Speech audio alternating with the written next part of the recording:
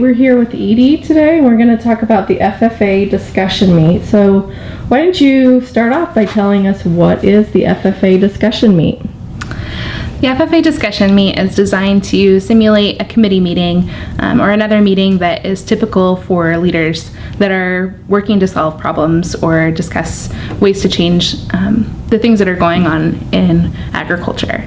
So the structure is that we give them 5 topics that will possibly be discussed in each round, and they have those at the beginning of the year, so the students can research information and develop talking points or learn about the issues more, so they're prepared when they come to the table and talk about the issues. They have to create a 30-second opening statement. It's a memorized little speech that they give, and the judges score that solely as an opening statement.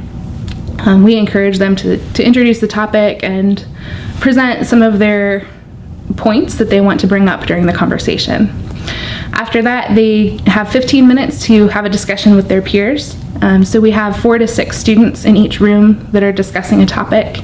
And this is a good amount of time for a high school student to really get into the issue and talk about some of the pros and cons and the possible solutions that may exist for them as FFA members or the agriculture community as a whole in addressing the conversation. After that, they get a little bit of time to reflect, but then they each have the opportunity to summarize the conversation. So they get 60 seconds each to work through what the conversation ended up being. So it's not something they can come in pre-scripted. They need to show that they're listening to their peers and incorporating that information into what happens next.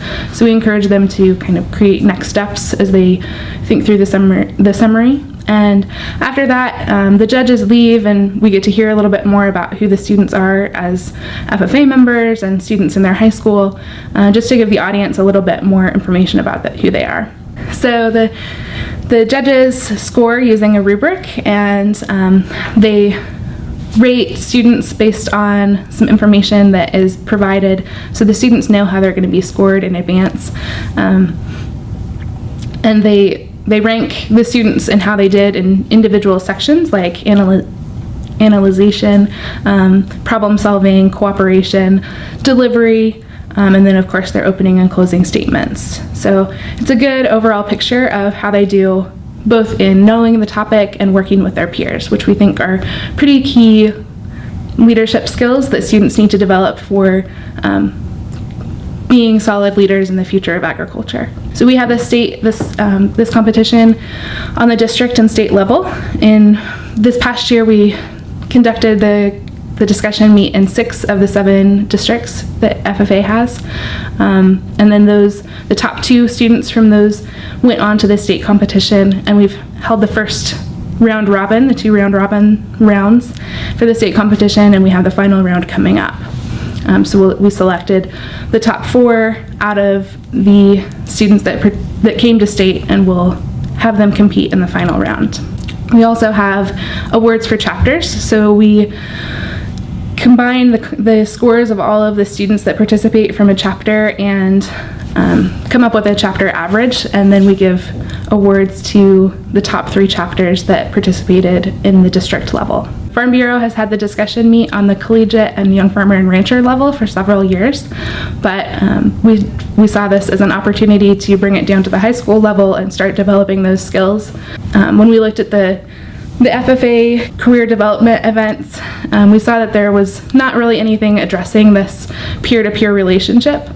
So this was a good opportunity to fill in maybe a gap in the FFA offerings, but also get Farm Bureau in front of students as an advocacy organization and a place where they can go to as a resource for information about agriculture. We've had really positive feedback.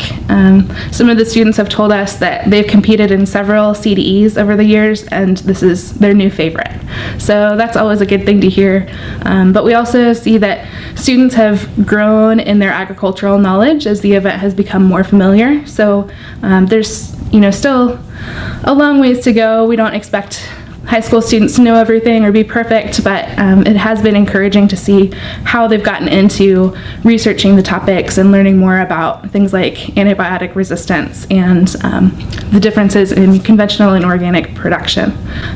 So right now we are working on the topics for the 2017-18 year, and we plan to just pull the advisors to see if there's any changes in the rules that we need to make, but we think that it was really good for our first year and ran pretty smoothly throughout the year. So we don't anticipate changing a lot, but we are open to hearing feedback from advisors about how we can make this a better experience for them and their students. We have information about this on the website. It's www.kfb.org/FFA, and that'll take you to our page that's covering youth organization involvement, and there's a link for the discussion meet. This segment brought to you by the Soybean Checkoff, progress powered by Kansas farmers. kansasAGreport.org. Farm Bureau, a grassroots ag organization representing the state's farmers and ranchers since 1919. KFB.org. Kansas Wheat Commission, leaders in the adoption of profitable innovations for wheat. Online at kswheat.com. Kansas Livestock Association, supporting our members' business interests to meet consumers' demands. KLA.org.